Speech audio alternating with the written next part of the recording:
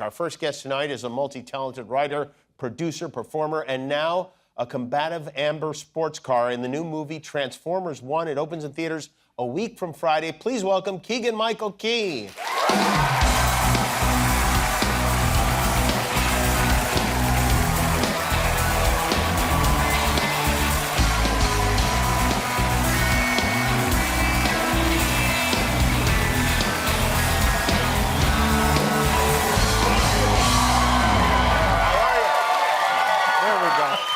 You seem happier than usual. I am happier than usual. Is it not that you aren't usually happy? I mean, you do seem like a positive person in general. I do what I can to be as positive and keep a smile on my face and other people's faces as much as I can, but I am happier today than usual because after a nail-biter in last night's game, my Detroit Lions were victorious! Yeah. in their scintillating overtime win over the Los Angeles Rams. So yes, I was. And that's a funny thing about living in LA is a lot of towns, if your team back in Detroit beat the home team, you would get booed. Here, no one cares. It's so fun. It is ironic, though, because, of course, Matt Stafford, who is the quarterback for the Rams, used to be our quarterback in Detroit. And we love it's always bittersweet for me, when I see him lose because he gave us such wonderful times in Detroit. And yet, you were so happy last night. I just to the couple of the Detroiters there, yeah. You were so happy yesterday to see him lose, as evidenced by this video that you posted. You should never, ever get out of the pocket. Why? He almost didn't make that first down. Don't run, Jerry. Right? Oh, God in heaven. Oh, God. Keegan, what did he do? He ran. You should never. There it is! Run, Damo! Yes! Is this what it... I mean, I have got to pace myself because that's the first game. That's the first game, and that was a first down. I had to walk out of the room on a first down. Is that what you're like during every game? I've really tried. To be quite honest with you, I have mellowed out. Really? I have mellowed out in the last few. It's just that Detroit, that we're actually, the fact that we're good now, and the fact that we're actually playing fantastic, solid football, the stakes are actually, there's actual stakes. There's actual stakes. So you're saying this is a lot that has been pent up, that has been bubbling inside it's just, you. I mean, it was literally, for me, it's been 30 years of... Right. Well, that figures. Why don't you just hand them the ball? Just hand them the ball. I mean, yeah. Are you the kind of person who will bet before the season starts on the Lions to win the Super Bowl? I am doing it this year. Oh, you are? This year, I am betting for the Lions to go to the Super Bowl. Every week last year, I thought to myself, this is going to be too much. We can't win this game, and then they win the game, and I go, oh, they're never okay. This is a really good opponent. We're gonna find a way to screw it up, and they wouldn't screw it up, and they'd win. It was me believing a little bit more every single game. But this season, most of our players are back, and so there's going to be this continuity, and I have a lot of confidence. You know, you just cursed the team. Absolutely, I did say that I picked them, didn't I? Because I thought if I didn't actually say it, then it would be okay. What do you think the odds are? I looked them up before this interview. I don't know. I'm really bad at math. That's why I'm an actor. What would you guess if you had to guess? I guess. What do I say? To win the Super Bowl. To win the Super Bowl, I think they have. Given that the first week has happened, I think they have right now like a 35% chance of winning the Super Bowl. Okay. Yes. So you think it's like 3-1? I think it's 3. I'll lock you in on that bet. I'll lock you in. 3-1?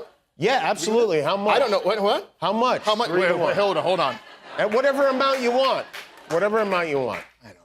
It could be $100. $100. Okay, all right. So if the Lions win the Super Bowl, I'll give you $300. Okay. And if they lose, you give me $100. Okay. All right, we'll do that. Now, the Vegas odds are 12-1. You could have done a lot better. But, you know, I am from Las Vegas. This is how I root for football.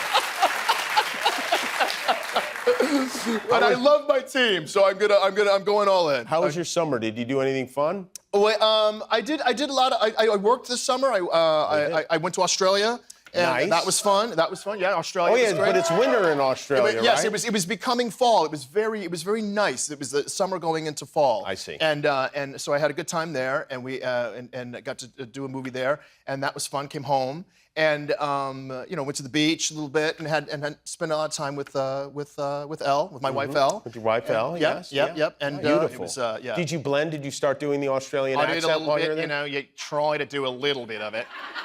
But, I started working on it. The one thing you have to remember about the Australians there is that they don't say the word no. Oh. They say this other word that's spelled N-A-U-R. So did you go to that restaurant last night? No. No, I didn't. I don't know. You know, it's crazy. And they don't have, like when you hear a sound in language they call it a diphthong, which is two sounds mixed together. They got like quadrathongs in Australia. To me, they sound like English cowboys. You're right, Adelaide. And the way that you get I learned this from somebody. The way you get into the accent is just say Jennifer Lopez. And then you can keep doing it from there. You know who I like? I like Jennifer Lopez. Lopez. That's a weird choice of celebrities to get into it. It's a good way. It's a good way to get into it. This a Transformers movie, by the way, I will say my 7-year-old son and I watched it, and he loved it. Oh, that's great. It's really good, yeah. I'm so happy to hear that. You went to Comic-Con for this, right? We did. We went to Comic-Con in San Diego, and it's wild down there, and it can get crazy. And I've heard. People are passionate, and it's sometimes hard to navigate the place and walk around.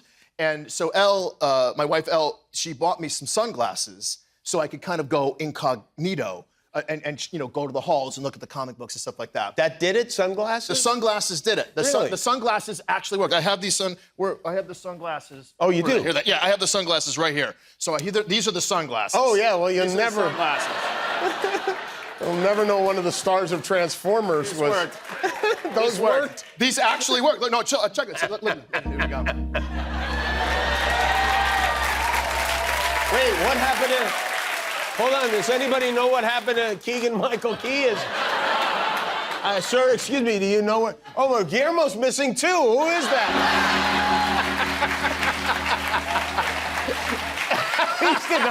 Did these really work? I had to go to the bathroom at one point in time, and I turned the corner, and there were some people, and they were like, Key and Peele! And I went, what? And they went, he's gone! It was like a ninja bomb. You know when you go, and the smoke goes up?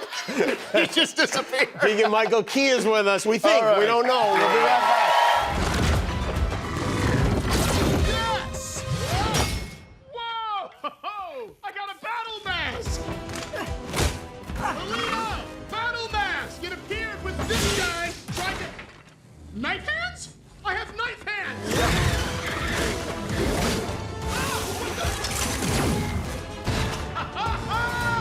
Badassatron.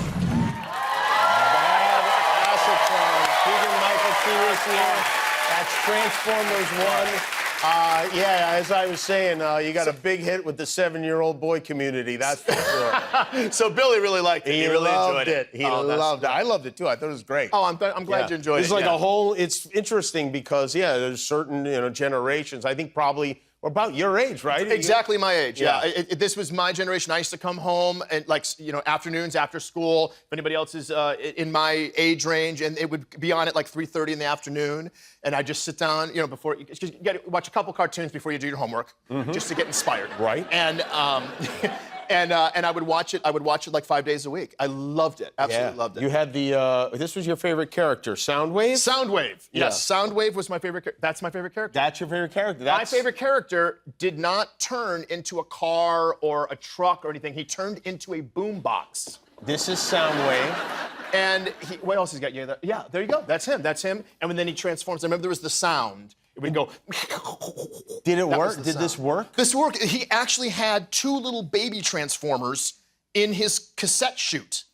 He was pregnant? Yeah, he was pregnant. Every day you'd have to go push, Soundwave, push.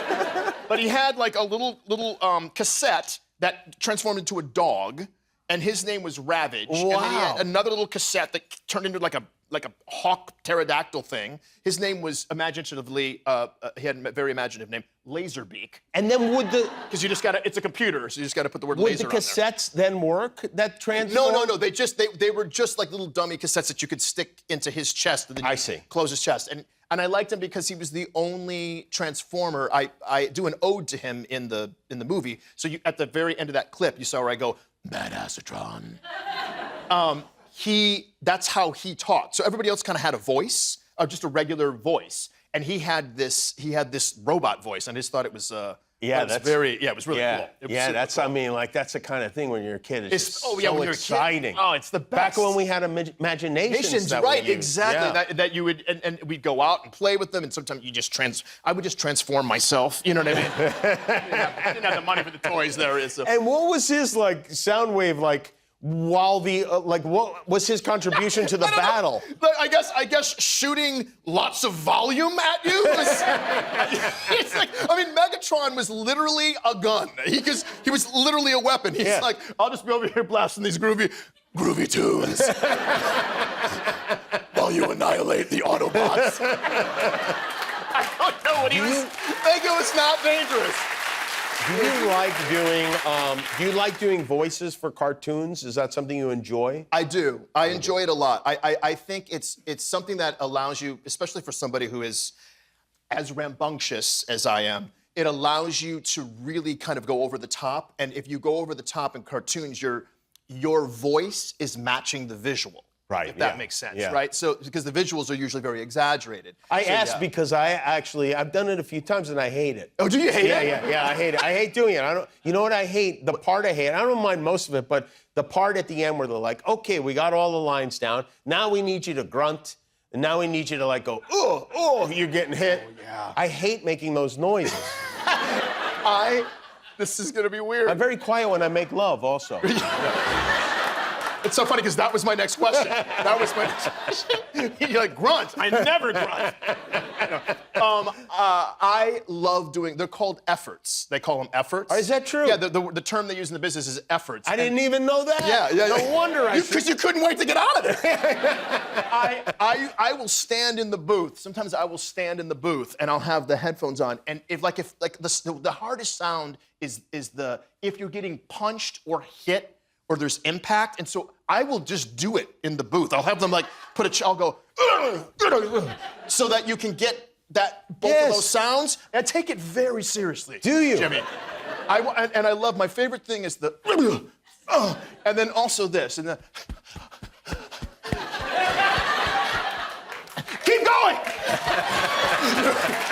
We got it. You know that? You're good at it. We gotta get to the top of the mountain. You get an A for efforts. I got a D-. Yeah. Well, it's great to see you. The movie is Transformers 1. It opens in theaters a week from Friday. Keegan-Michael Key, everybody. Thank you, Keegan-Michael. We'll be back with Grace Van Patten.